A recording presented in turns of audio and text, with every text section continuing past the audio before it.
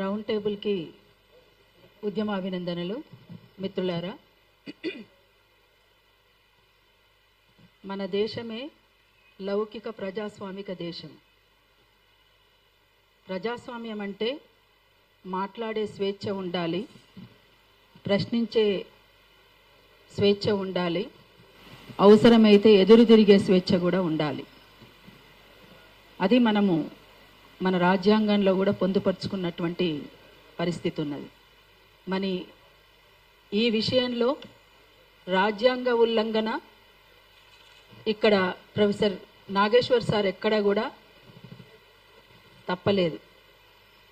ఆ ఉల్లంఘన జరగలేదు. ఇక్కడ తన మాటల్లో ఇన్నేళ్ళు, 1 సంవత్సరం కాదు, గత 40 సంవత్సరాల సారు విశ్లేషణ 40 years, 40 సంవత్సరాలుగా తను ఒక రాజకీయ విశ్లేషకులుగా చాలా స్పష్టమైనటువంటి అవగాహనతోటి తను మాట్లాడేటువంటి తీరు అందరినీ కూడా ఆకట్టుకుంటుంది.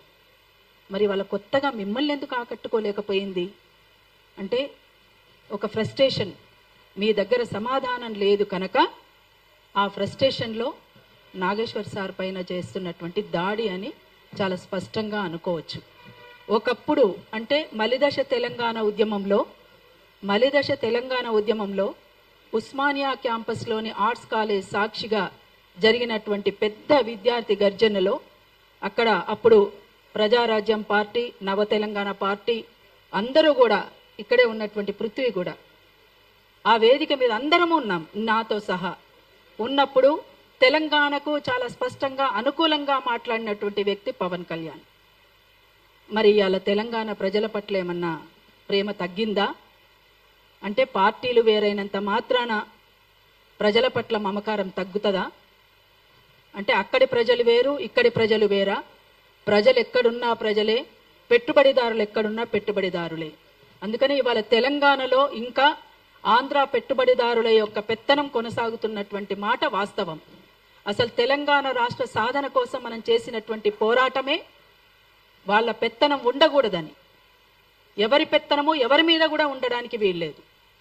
ఇవాళ ఇక్కడ మొత్తంగా వాళ్ళ పెట్టుబడిదారులే ఇక్కడ పెట్టుబడులు పెట్టడం, ఇక్కడ మొత్తంగా ఇక్కడ ఉన్నటువంటి ఆస్తుల్ని వాళ్ళు అనుభవించడం అనేటువంటిది చాలా స్పష్టంగా కనబడుతున్నటువంటి తీరు. అయితే అదొక అంశం. అయితే ఇవాళ ప్రొఫెసర్ నాగేశ్వర్ సార్ తన చిన్నతనంలోనే, స్కూలింగ్లోనే తన ఫ్రెండ్ని, ఒక కింది కులానికి సంబంధించినటువంటి వ్యక్తి తన ఫ్రెండ్గా ఉండడం పట్ల వాళ్ళ ఇంట్లోనే వ్యతిరేకత వస్తే భరించినటువంటి వ్యక్తి కాదు. ఆనాడే భరించలేదు తను. ఇప్పటికీ కూడా కింది కులాల పట్ల ప్రేమ, సమాజం పట్ల బాధ్యత కలిగినటువంటి వ్యక్తిగా మనం చూస్తాం. మరి మీకు కొత్తగా ఎందుకు నాగేశ్వర్ సార్ విషయంలో ఏ కోణం కనిపించిందని తన మీద దాడి చేయడము, తనను అరెస్ట్ చేయాలనుకోవడము, నోరు మూసుకో అని మాట్లాడడము, ఇవాళ ఇంత ఇబ్బందికరంగా ఒక ప్రొఫెసర్ పట్ల ఎందుకు ఈ రకంగా మీరు చేస్తున్నారనేటువంటిది ఒక పెద్ద ప్రశ్న. అందుకనే ఎవరమైనా ఎక్కడైనా మాట్లాడేటువంటి స్వేచ్ఛ ఉండాలి, ప్రశ్నించే స్వేచ్ఛ ఉండాలి, ప్రశ్నిస్తారు కూడా. పొరపాటు జరిగిన చోట ప్రశ్నించడం అనేటువంటిదే సమాజం పట్ల బాధ్యత కలిగినటువంటి వ్యక్తులుగా ఉంటారు వాళ్ళు. లేదంటే అసలు వాళ్ళకి బాధ్యతనే లేనట్టు. ప్రశ్నించకపోతే ఇంకా బాధ్యత ఎక్కడున్నది? మరి ఇంత జరుగుతుంటే, ఇంత చర్చ జరుగుతుంటే, ఇంత సీరియస్గా ఈ రకమైనటువంటి దాడులు కొనసాగుతూ ఉంటే ఒక ప్రొఫెసర్ నాగేశ్వర్ సార్ దగ్గరనే ఆగిపోతుందా? ఇది ఈ రకమైనటువంటి మొదలైనవి అంటే ఎక్కడి దాకానైనా పోతాయి ఇవి.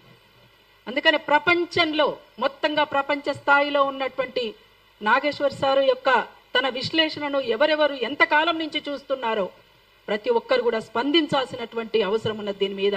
అట్లనే తెలంగాణలోని ప్రభుత్వం కూడా స్పందించాలి, అన్ని రాజకీయ పార్టీలు కూడా స్పందించాలి, ఇంకా పౌర సమాజం కూడా స్పందించాలని చెప్పేసి అరుణోదయ సాంస్కృతిక సమాఖ్య ద్వారా ఈరోజు ప్రొఫెసర్ నాగేశ్వర్ సార్ పైన జరుగుతున్నటువంటి దాడిని చాలా తీవ్రంగా కూడా ఖండిస్తున్నామని చెప్పి కూడా తెలియజేస్తా ఉన్నాం. Thank you.